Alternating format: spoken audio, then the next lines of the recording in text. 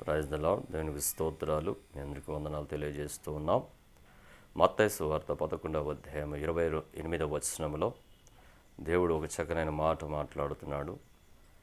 ప్రయాసపడి భారం మోసుకుంటున్న సమస్త జనులారా, నా యొద్దకు రండి, మీకు విశ్రాంతి కలుగజేసేదని అంటున్నాడు. నేను మీకు విశ్రాంతి కలుగజేసేదని అని మాట్లాడుతూ ఉన్నాడు. హల్లెలూయా.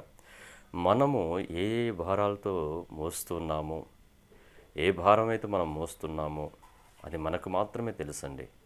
ఆ భారము దించడానికి దేవుడు ఎవరి యొద్దకు రమ్మంటున్నాడు?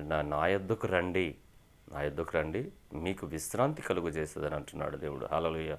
మీకు విశ్రాంతి కావాలి అంటే దేవుడు పిలుస్తూ ఉన్నాడు కదా, దేవుడు రమ్మంటున్నాడు కదా. ఆయన యొద్దకు వెళ్ళి మీ భారాన్ని దించుకొని విశ్రాంతి పొందాలని ప్రభు పేరు మనవి చేస్తున్నాను. హల్లెలూయా.